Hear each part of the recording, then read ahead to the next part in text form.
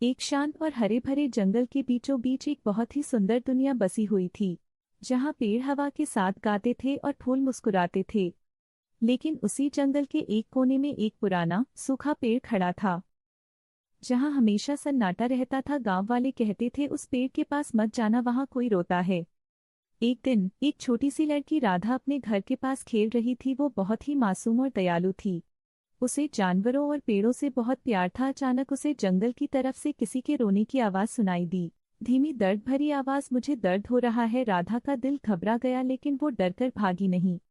वो धीरे धीरे उस आवाज की तरफ बढ़ने लगी। जंगल के अंदर जाते जाते वो उसी सूखे पेड़ के पास पहुंच गई, और वहां जो उसने देखा उसे देखकर वो हैरान रह गई। एक छोटी सी परी जमीन पर बैठी थी।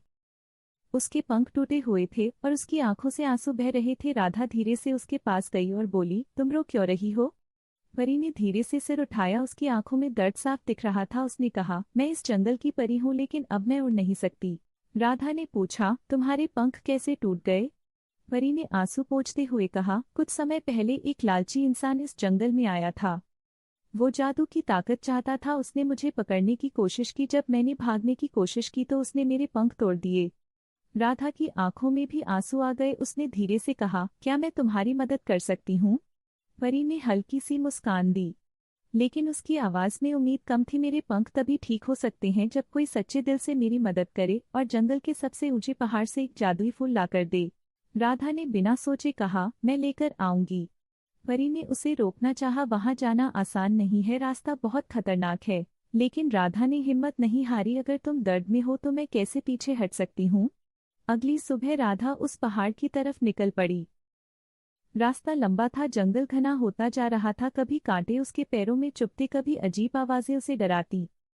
लेकिन हर बार वो उस रोती हुई परी को याद करती और आगे बढ़ती जाती। चलते चलते वो एक गहरी खाई के पास पहुंच गई।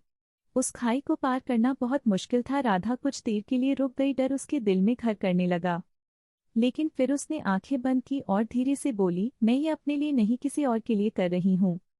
वो हिम्मत करके आगे बढ़ी और किसी तरह खाई पार कर गई। आखिरकार वो पहाड़ की चोटी पर पहुंच गई। वहां एक चमकता हुआ जादुई फूल खिला था। उस फूल से हल्की हल्की रोशनी निकल रही थी, जैसे उसमें कोई उम्मीद छुपी हो। राधा धीरे धीरे उसके पास गई और उसे तोड़ लिया। जैसे ही उसने फूल को छुआ, उसके आसपास हवा चमकने लगी, जैसे जंगल भी उसकी मदद कर रहा हो।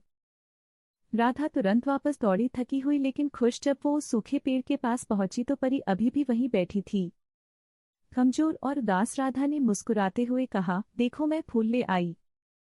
परी की आंखों में चमक आ गई। राधा ने वो फूल उसके पंखों पर रखा। अचानक एक तेज रोशनी फैली। जंगल में हवा तेज हो गई और धीरे धीरे परी के टूटे हुए पंख ठीक होने लगे। कुछ ही पल में उसके पंख फिर से सुंदर और मजबूत हो गए। परी खड़ी हुई और धीरे धीरे हवा में उड़ने लगी। उसकी आंखों में अब आंसू नहीं थे, बल्कि खुशी थी। परी नीचे आई और राधा के पास आकर बोली, तुमने मुझे नया जीवन दिया है। मैं तुम्हारा ये एहसान कभी नहीं भूलूंगी। राधा मुस्कुराई, मुझे खुशी है कि अब तुम ठीक हो। परी ने अपना हाथ उठाया और एक हल्की सी रोशनी राधा को छू गई। उस दिन के बाद राधा जहां भी जाती वहां खुशियां अपने आप आ जाती। जंगल भी पहले से ज्यादा हरा भरा हो गया और वो सूखा पेड़ अब फिर से जीवित हो गया। लोग कहते हैं, अगर आप सच्चे दिल से किसी की मदद करते हैं तो पूरी दुनिया आपके साथ खड़ी हो जाती है। और उस जंगल में अब कोई रोने की आवाज नहीं आती। बस कभी कभी रात के सन्नाटे में एक परी की हंसी सुनाई देती है।